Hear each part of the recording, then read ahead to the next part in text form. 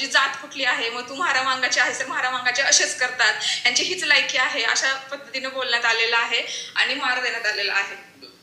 मित्रमैत्रिणींनो नमस्कार, मी मुक्ता कदम. तुमच्यापर्यंत ही बातमी आलीच असेल की पुण्यामधल्या कोथरूड पोलीस स्टेशनच्या काही पोलीस अधिकाऱ्यांनी, काही महिला आणि पुरुष पोलीस अधिकाऱ्यांनी काही मुलींना ताब्यात घेतलं, त्यांना इल्लिगली डिटेन केलं आणि या डिटेन्शनमध्ये या सगळ्या मुलींना त्यांची जात विचारली, त्यांच्या कपड्यांना जज केलं, त्यांच्या शरीराच्या नको त्या भागाला स्पर्श करण्याचा प्रयत्न केला, त्यांना जातीवाचक शिवीगाळ केली. तुम्ही महारामांगाचे आहात म्हणजे तुम्ही हेच धंदे करत असणार आहात, तुम्हाला खुर्चीवर बसायची तुमची लायकी नाही, तुम्ही खाली बसा, तुमचं काही खायची लायकी नाही, तुम्ही फक्त मार खायच्या लायकीचे आहे. अशा प्रकारे आणि ह्याच्यापेक्षाही भयंकर गोष्टी महाराष्ट्रातल्या पुण्यातल्या पोलीस ऑफिसमध्ये काही पोलीस ऑफिसर्स मुलींसोबत करतात. आणि या मुलींचा दोष काय असतो माहिती आहे? या मुलींचा दोष काहीच नाही आहे. या मुलींनी एका अत्यंत हालाखीच्या परिस्थितीमध्ये असलेल्या, कुठल्या तरी त्रासामध्ये असलेल्या, घरच्यांच्या छळाला कंटाळलेल्या एका मुलीला मदत करण्याचा प्रयत्न केला. ही पूर्ण गोष्ट काय आहे मी तुम्हाला समजावून सांगते, नेमकं काय झालं हेही सांगते. आणि या मुलींनी जी तक्रार दाखल केली, या तक्रारीमध्ये जे काही लिहिलेलं आहे, तक्रारीचा जो अर्ज आहे त्याच्यामध्ये जे लिहिलेलं आहे ते भयंकर आहे. म्हणजे एक एक डिटेल जर तुम्ही वाचले ना तर तुम्हाला असं वाटेल की पोलीस लोक हे करतायत, मग ह्यांच्यापेक्षा तर गुंड बरे, किंवा गुंडापेक्षाही पलीकडे आजचे पोलीस ऑफिसर्स हे झालेले आहे. जेव्हा की महाराष्ट्राचे गृहमंत्री आहेत देवेंद्र फडणवीस, आणि यांच्या काळामध्ये पोलीस इतके निबर झालेले आहेत की त्यांना माहिती आहे की आपल्याला फडणवीस साहेब वाचवणार आहे, आपण काहीही केलं तरी. काहीतरी हप्ते नक्कीच वरती जात असतील. आता त्या सोमनाथ सूर्यवंशीचा तर पोलीस स्टेशनमध्ये मर्डर झाला आहे, पण अजूनही केस दाखल करायला पण कोर्टापर्यंत जावं लागलं. तेव्हा कोर्टाने सांगितलं की FIR दाखल करा, तेव्हा आता दाखल करायची हिंमत ते करतायत. एका माणसाचा मर्डर केला जातो तरीही केस दाखल होत नाही. बघा, तर आज ही केस काय झाली होती मी तुम्हाला सांगते. झालं असं की एक मुलगी आहे, जिचं मी नाव सांगणार नाही, तिचं नाव समजा तुम्ही स्नेहा नावाची एक मुलगी आहे. तिचे सासरे आहेत PSI होते, रिटायर PSI आहेत, आणि त्यांचा मुलगासुद्धा गव्हर्नमेंट ऑफिसमध्ये आहे. आणि ह्या मुलीचं लग्न होतं या फॅमिलीमध्ये, सरकारी नोकर असलेल्या. पण लग्न झाल्याच्या नंतर ह्या मुलीला प्रचंड छळ होतो, ह्या सासरे किंवा बाकीचे सगळेच फॅमिली. या छळाला कंटाळून ती मुलगी काही लोकांना मदत मागायला जाते. म्हणजे ती एका ठिकाणी बसलेली असते, खूप त्रासामध्ये बसलेली असते, आणि कोणी त्रासात असेल तर लोक विचारणार ना, काय झालं बाई, बरी आहेस का? तेव्हा त्यांनी सांगितलं असं असं आहे. तेव्हा बाजूला असलेल्या एका मुलीने असं म्हटलं की ठीक आहे, तुला एका NGOचा मी नंबर देते, एका मुलीचा नंबर देते जी महिलांसाठी काम करते, ती तुला मदत करू शकेल. तिने नंबर दिला तिला एका मुलीचा, तिचं नाव आहे श्वेता पाटील. ही मुलगी भयंकर लढते यांच्यासाठी. तर श्वेताचा नंबर दिला स्नेहाला. स्नेहाने श्वेताच्या नंबरवरून तिला फोन केला, तिला सांगितलं मी अशा अशा सिच्युएशनमधनं जात आहे आणि मला मदतीची गरज आहे, मला भीती वाटते की माझे सासरकडचे लोक मला मारून टाकतील. असं म्हणल्याच्या नंतर ह्या मुलींना असं वाटलं की आपल्यामुळे जर कोणाचा जीव वाचणार असेल तर आपण तिला मदत करावं. या सगळ्या मुलींनी तिला मदत केली, श्वेताने पण तिला मदत केली. तिला कायदेशीर मदत काय होते का ते पाहिलं, आणि एका वन स्टॉप सेंटरला तिला नेलं आणि तिथे तिला ठेवलं, सुरक्षित राहावी ती म्हणून, तिच्या जीवाला काही होऊ नये म्हणून. हे सगळं झाल्याच्या नंतर काय होतं, तर ही जी मुलगी आहे तिच्या सासरकडचे लोक जे तिला छळ करत होते त्यांनी कंप्लेंट दाखल केली की ही गायब आहे म्हणून. खरं तर ही गायब नव्हती, तिच्या आईवडिलांना माहीत होतं, तिच्या जवळच्या मित्रमैत्रिणींना माहीत होतं की ती कुठे आहे, ती गायब झालेली नव्हती.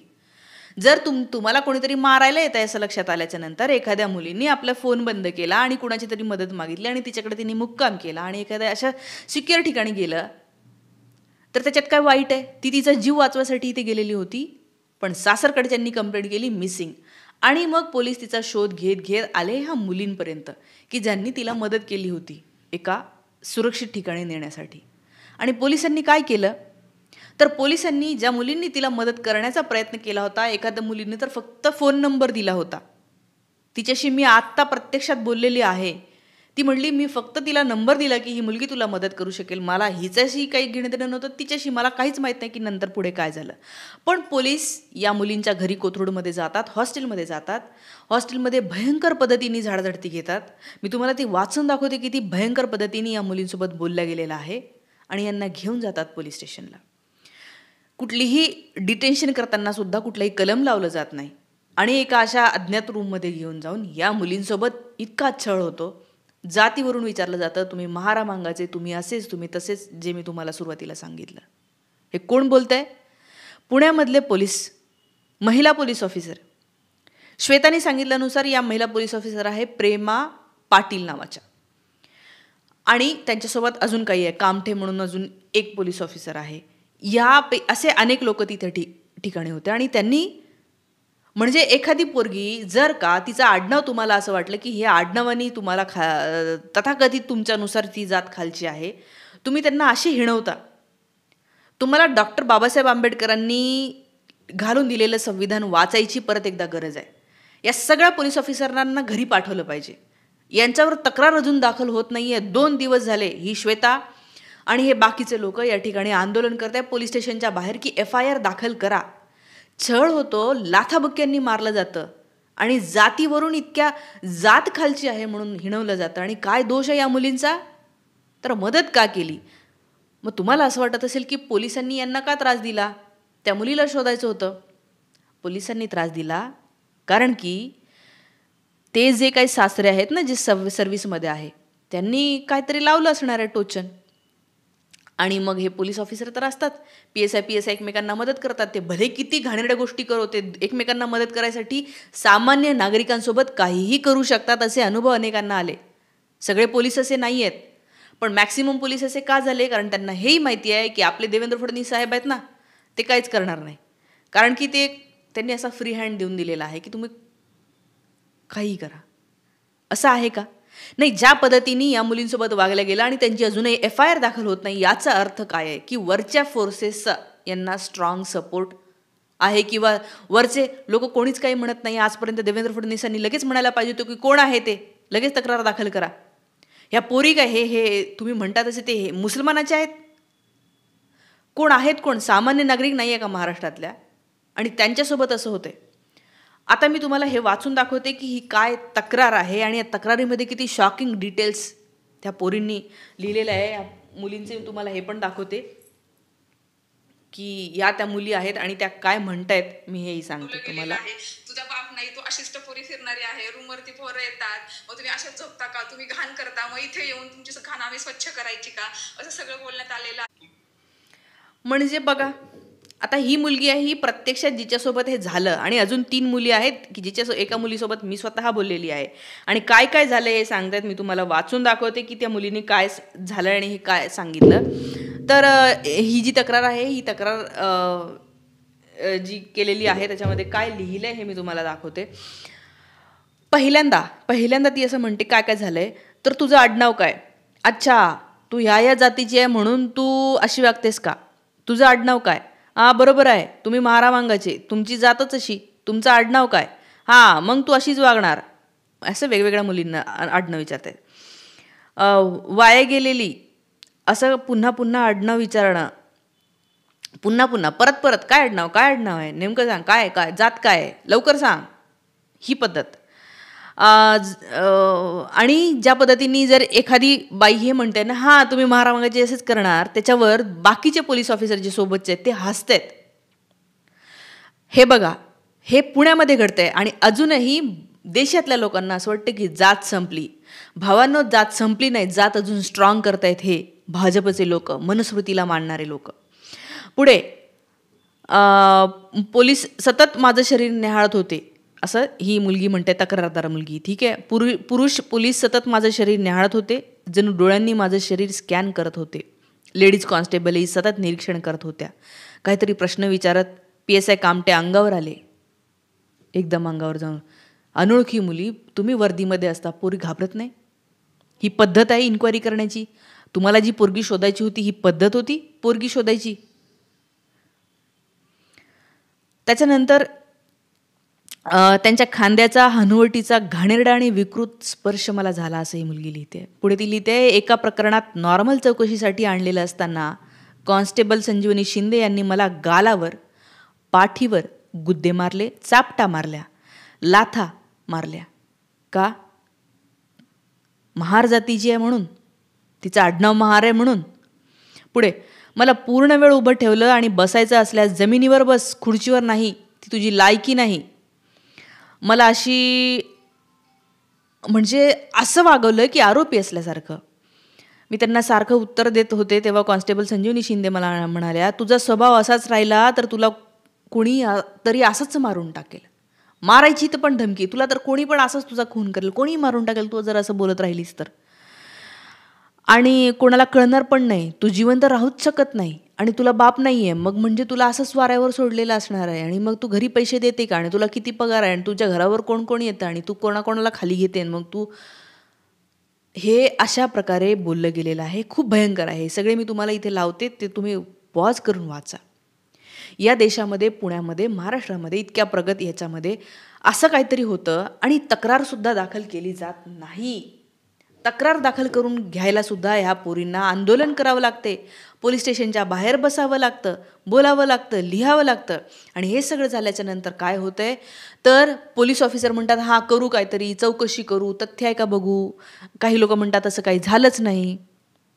पहिली गोष्ट, असं काही झालेलं आहे की नाही हे या मुली सांगत आहेत, ते खरं नाही आहे. आणि पोलीस स्टेशनला यांना आणलं, पोलीस स्टेशनचे सगळे CCTV फुटेज जर का तपासले तर लक्षात येईल की यांना कधी आणलं होतं, किती वेळ वरच्या खोलीमध्ये ठेवलं, त्या खोलीमध्ये CCTV कॅमेरे होते की नाही. CCTV असणं हे कंपल्सरी आहे. सरकारी ऑफिसेसमध्ये तुम्ही काहीही नाही करू शकत. अर्थात हे लोक कायदे मानत नाही, आपल्याला माहिती आहे, आणि कायदे नाही म्हणले तरी त्यांचं कोणी काही बिघडू शकत नाही. आणि यांना हे जे काय चाललेलं आहे, एकीकडे जनसुरक्षा म्हणायचं, एकीकडे लाडकी बहीण म्हणायचं, आणि एखादी लाडकी बहीण तिला मरण्यापासून वाचवत असेल कोणी, एखाद्या बहिणीला तिच्या आयुष्यात काहीतरी प्रॉब्लेम असेल तर तिला वाचवण्यासाठी जेव्हा या धाडसी पोरी पुढे जातात तेव्हा त्यांच्यासोबत कशी वागणूक या देशामधले पोलीस करतायत बघा. मेडिकल चौकशीमध्ये सगळं कळेल की हिला किती मारण्यात आलेलं आहे, हिच्या शरीराची काय अवस्था केलेली आहे. अजून मी तुम्हाला सांगते, ह्या मुलींनी मला काय काय सांगितलं. 10 मिनिटातच त्यांचे फोन घेतले. फोन घेतल्याच्या नंतर त्यांचे पासवर्ड विचारले. पासवर्ड, तुम्ही पोलीस असले म्हणून का तुम्हाला पासवर्ड का सांगायचे, काय चुकी केली आहे यांनी की तुम्हाला पासवर्ड त्यांनी सांगायचे. मुली म्हणाल्या की नाही, मी घरच्यांशी बोलत असते, मी नाही सांगू शकत.